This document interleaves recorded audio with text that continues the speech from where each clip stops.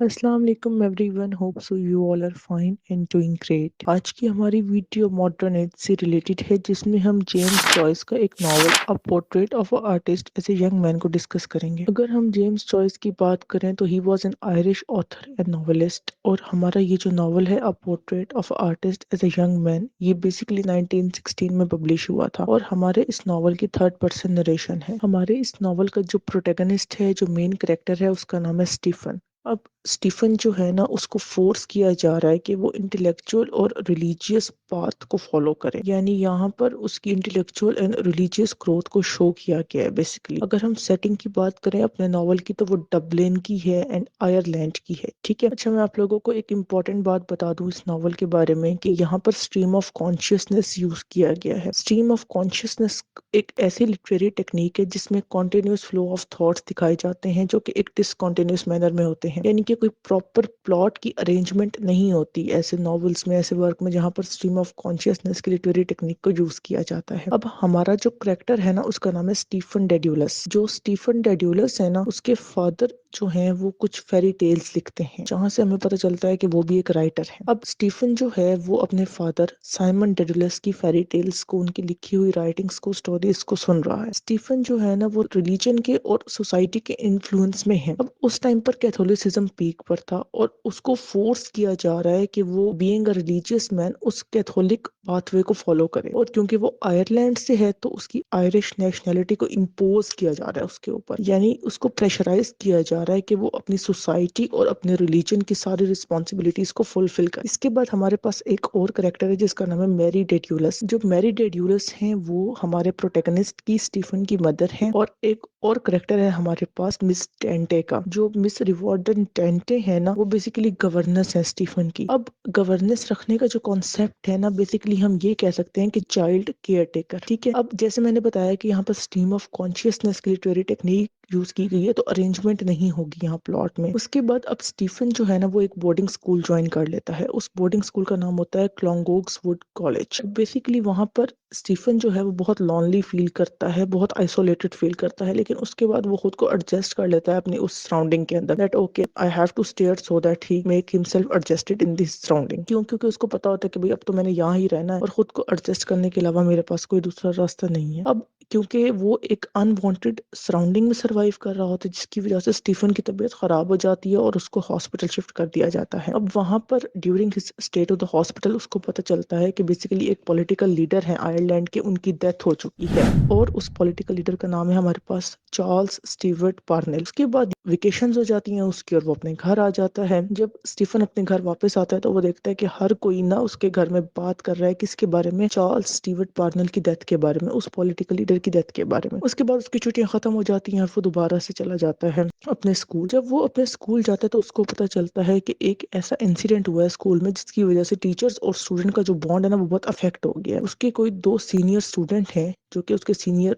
Fellows हैं उस school के अंदर, वो किसी टाइप की इमोरल एक्टिविटीज में इन्वॉल्व पाए गए हैं, जिसकी वजह से टीचर्स जो है ना, वो बहुत गुस्से में रहने लग गए हैं, और जो स्कूल का माहौल है ना, वो बहुत टेंस हो चुका है। और एक दिन इसके साथ भी कुछ ऐसा होता है कि एक लड़का जो इसका अपना क्लासमेट है, क्लास फेलो है, वो उसके ग्लासेस को तोड़ देता है। अब स्टीफन को गुस्सा आ जाता है और वो कंप्लेन करता है टीचर को कि भाई मेरे साथ ऐसे हुआ है। तो टीचर जो है ना, वो इंस्टेड के वो पनिश करें उस लड़के को जिसने स्टीफन को हर्ट किया है, वो स्टीफन को ही डांट देते हैं। अब क्योंकि एक अनफेयर पनिशमेंट दिखाई गई है यहाँ पर, तो स्टीफन गुस्सा हो जाता है, और स्टीफन के सारे क्लास फेलोज उसको इंस्टिगेट करते हैं कि भाई तुम ना टीचर के इस अनफेयर एक्ट, इस अनफेयर एटीट्यूड के खिलाफ ना रेक्टर को कंप्लेन करो। यानी कि तुम प्रिंसिपल को कंप्लेन कर दो कि भाई टीचर ने मुझे अनफेयर वे में डांटा है। स्टीफन ऐसे ही करता है, सबकी बातों में आके वो टीचर के खिलाफ कंप्लेन कर देता है। क्योंकि अब वो एक फाइनेंशियली इनसिक्योर फैमिली से बिलोंग करता है, फाइनेंशियली बहुत वीक है उसकी फैमिली, तो इतना ज्यादा उसको बॉदर नहीं करते रेक्टर उसकी इस चीज को, और वो इग्नोर कर देते हैं। खैर, उसके बाद दोबारा से समर वेकेशंस आ जाती हैं, और अब वो डबलिन जाता है अपने एक फ्रेंड से मिलने। उसके फ्रेंड का नाम है अंकल चार्ल्स। उसके बाद वहां पर उसको एक लड़की पसंद आ जाती है जिसका नाम है एमा क्लैरी, जिसके लिए स्टीफन एक पोइम भी लिखता है। यहाँ से बेसिकली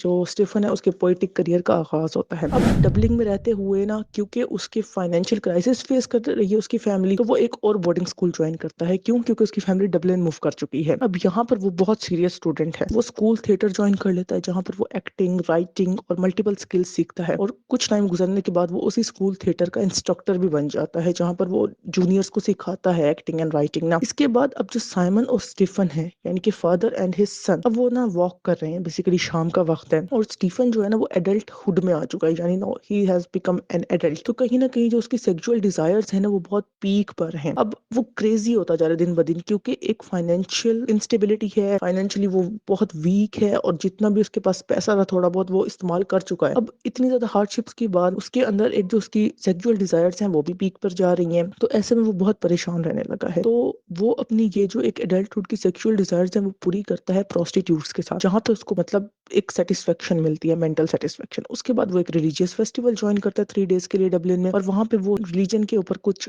डिटेल सुनता है, कुछ लेक्चर सुनता है, जहाँ पे वो सफरिंग्स के ऊपर, सिन के ऊपर, हेल के ऊपर बात करते हैं। कुछ लेक्चरर्स जो होते हैं कि भाई सफरिंग्स की वजह से इंसान सिन की तरफ जाता है और जब वो सिन कमिट कर लेता है तो उसको आगे हेल मिलती है। जब वो ये कनेक्शन फील करता है इन चीजों के दरमियान कि अगर मेरे ऊपर सफरिंग्स आई तो मुझे सिन कमिट नहीं करना चाहिए था, क्योंकि अगर अब मैंने सिन कमिट कर लिया तो अब मुझे हेल मिलेगी। जब वो इस कनेक्टिविटी को देखता है तो वो बहुत गिल्टी होता है। वो कहता है कि बस अब मेरी तौबा है, I am not going to do this in future. और वो एक डिसीजन लेता है कि भाई मैं अब रिलीजियस पाथ पे ही, रिलीजियस ट्रैक पे ही अपनी सारी लाइफ गुजारूंगा और अब मैं ऐसा कुछ दोबारा नहीं करूंगा। तो वो अपने आप से भी अपोलोजाइज करता है, वो गॉड से भी अपोलॉजी करता है, लेकिन जैसे जैसे वक्त गुजरता जाता है तो उसका ये जो डिसीजन है ना ये वीक होता जाता है और वो दोबारा से सिंस की तरफ आ जाता है और अब वो पहले से ज्यादा सिन कमिट करने लग गया है। अब जो स्कूल का डायरेक्टर है जहाँ पे स्टीफन पढ़ रहा है वो उसको कहता है कि बेसिकली यहाँ पर तुम स्टूडेंट भी रहे हो, यहाँ पे तुम एज ए टीचर भी काम कर रहे हो उस थिएटर स्कूल के, तुम प्रीस्ट बन जाओ। अब जो स्टीफन है वो कहते हैं नहीं, मैं प्रीस्ट नहीं बनूंगा, क्योंकि जो प्रीस्ट का प्रोफेशन है ना वो बहुत चार्मलेस है, बहुत बोरिंग है, नहीं वो कहते हैं इसमें कोई मजा नहीं है प्रीस्ट बनने में। तो वो स्कूल छोड़ देता है। उसके बाद वो डबलिन यूनिवर्सिटी ज्वाइन करता है। जब वो